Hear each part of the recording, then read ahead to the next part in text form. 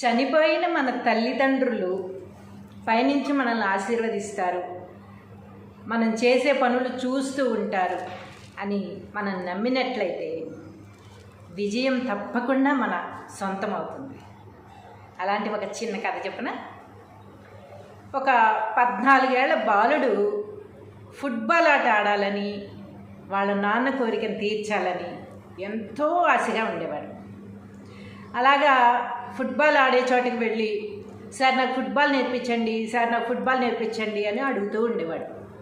అక్కడ కోచ్లు ఏం చేసేవాళ్ళు, అయిపా చిన్నపిల్లాడు ఇప్పుడు కాదు, నీకు ఇంకా టైం ఉంది, నీ 10th క్లాస్ ఇంటర్ అయిపోయాక రా అని చెప్పి పంపించేస్తూ ఉండేవాడు. అయినా ఇతను వదిలేవాడు కాదు.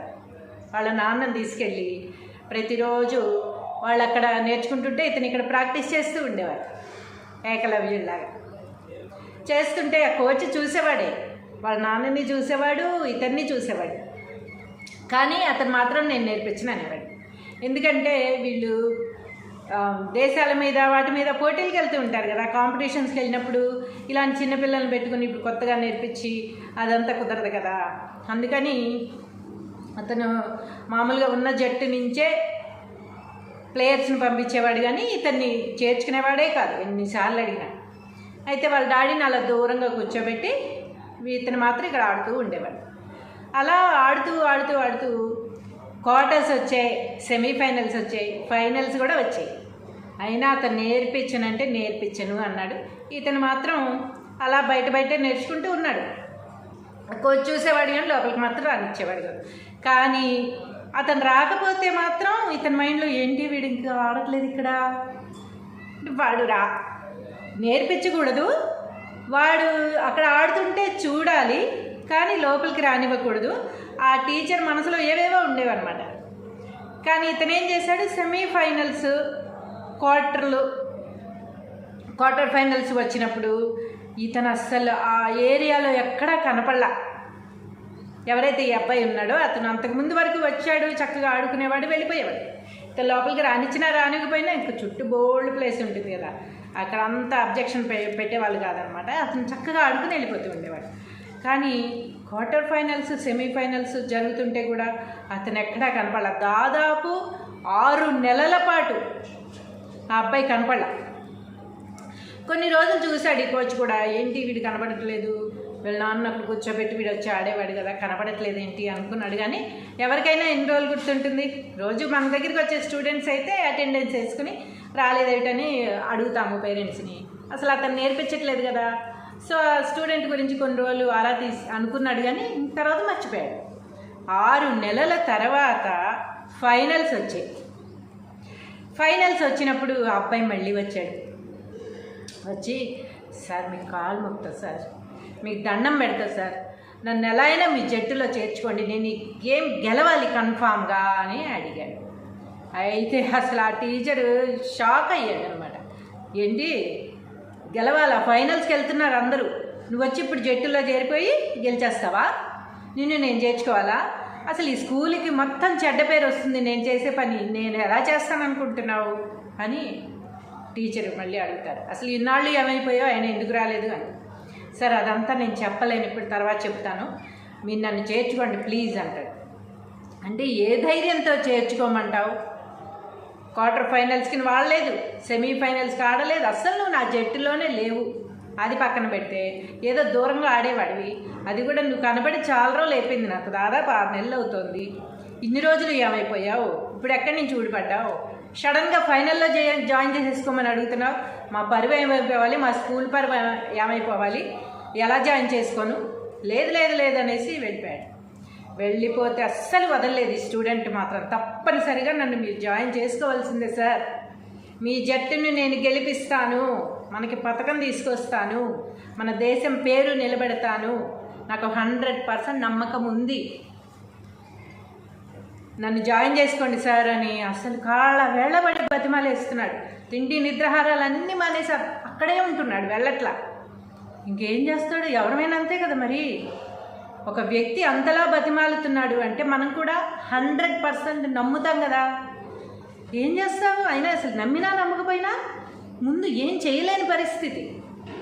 రేపు ఏదన్నా జరిగితే మళ్ళీ మనం ఇబ్బంది పడాల్సి వస్తుంది.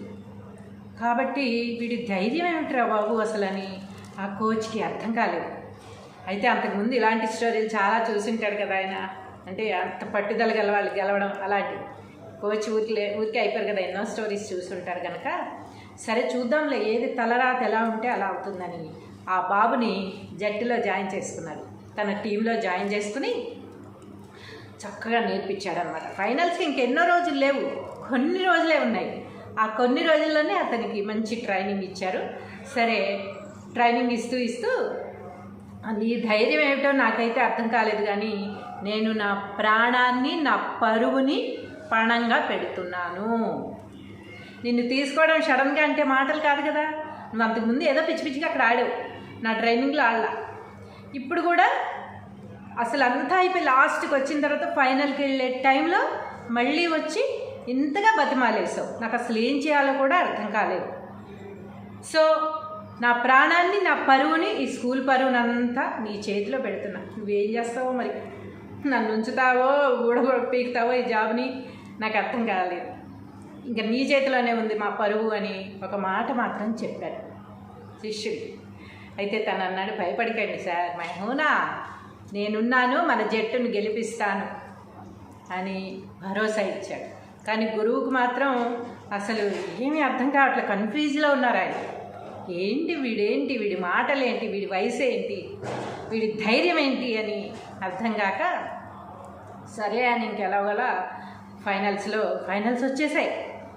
ఫైనల్స్ అందరూ రెడీ అయిపోయారు, అన్ని దేశాలు రెడీ అయిపోయి, ఇతను కూడా ఇతని దేశం నుంచి చక్కగా రెడీ అయిపోయి ధైర్యంగా ఆడేస్తున్నాడు. ఏ బాల్ కొట్టినా గోల్లో పడతాడు, అసలు ఏ ఒక్క బాల్ని కూడా వదిలిపెట్టకుండా ఆడేశాడు, గెలిచేసిన తర్వాత అసలు అన్ని దేశాలు షాక్, వీడు ఎక్కడ చూడలేదే అని. అంతే పరిచయాలు ఉంటాయి కదా, అంతకుముందు కూడా సెమీఫైనల్స్ అప్పుడు, క్వార్టర్ ఫైనల్ అప్పుడు కూడా పరిచయాలు ఉంటాయి కదా, ఎప్పుడూ వీడిని చూడలేదు, వీడు ఎక్కడి నుంచి ఊడిపడ్డాడు సడన్గా ఇలా గెలిచేశాడు అని మొత్తం అన్ని దేశాలు షాక్ అవ్వగా గురువుకైతే అసలు నోట మాట లేదు, తెల్లబోయాడు.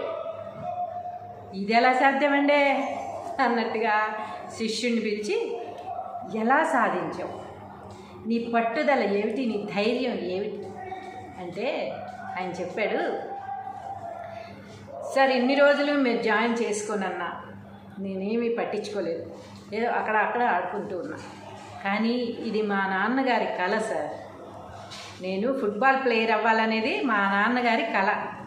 మా నాన్నగారు అక్కడ కూర్చొని చూస్తున్నారు సార్, చూసి నన్ను ఆశీర్వదిస్తున్నారు, అందుకే నేను గెలిచేశాను అన్నారు. అవును కరెక్టే, నీతో పాటు మీ నాన్నగారు కూడా వచ్చేవారు కదా, అక్కడ కూర్చునేవారు, నేను చూసేవాడిని అప్పుడు. ఇప్పుడు ఎక్కడా లేరే, నువ్వు మీ నాన్నగారిని అక్కడ చూపిస్తున్నావు కానీ నాకేం కనబడట్లేదే, ఎక్కడ మీ నాన్నగారు అని అడిగాడు. అడిగితే అతను ఏం చెప్పాడో తెలుసా, మా నాన్నగారు గుడ్డివారు సార్, ఇన్ని రోజులు నన్ను తీసుకొచ్చి మీరే నేర్పిస్తున్నారు అనుకున్నారు, ఆయనకి తెలీదు నేను పక్కనే ఆడుతున్నానని, మీరు మీ టీంలో జాయిన్ చేసుకోలేదు అన్న సంగతి కూడా ఆయనకి తెలీదు. రోజు నన్ను తీసుకొచ్చి అక్కడ కూర్చునేవారు, ఆయన కళ్ళు లేవు గనక చూడలేకపోయేవారు సార్, కానీ ఇప్పుడు చూస్తున్నారు సార్ అంటే అదెలా అన్నాడు. అంటే ఏం చెప్పాడో తెలుసా, మా నాన్నగారు చనిపోయి 4 రోజులైంది సార్, చనిపోయి కేవలం 4 రోజులయ్యింది, ఇప్పుడు ఆయన పైనుంచి నన్ను చూస్తూనే ఉన్నారు.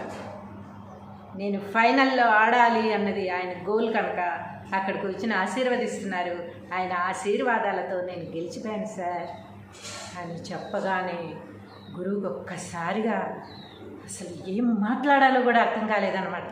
చూసారా, అతని తల్లిదండ్రులు ఆశీర్వదిస్తారన్న బలం, బతికున్నప్పుడు ఆయన గుడ్డ ఆయన కనుక చూడలేపారు, చనిపోయిన తర్వాత ఆయన గుడ్డితనం అదే ఉండదు కదా, చక్కగా చూస్తున్నారు, నన్ను ఆశీర్వదిస్తున్నారు, నాకు కనిపిస్తున్నారు సార్ అక్కడ, నన్ను ఆశీర్వదిస్తున్నారు, ప్రతి బాల్కి ఆయన ఆశీర్వాదమే నన్ను గెలిపించింది అని చెప్పారు. ఎంత హృదయానికి తట్టుకునేలా ఉంది ఆన్సర్. సో మనం బతికుండగానే మన తల్లిదండ్రులను ప్రేమిద్దాం, ఒకవేళ చనిపోయి ఉంటే వాళ్ళ ఆశీర్వాదాలు ఎప్పుడూ మన మీద ఉంటాయని బలంగా నమ్ముదాం, ప్రతి దాంట్లో విజయం సాధిద్దాం.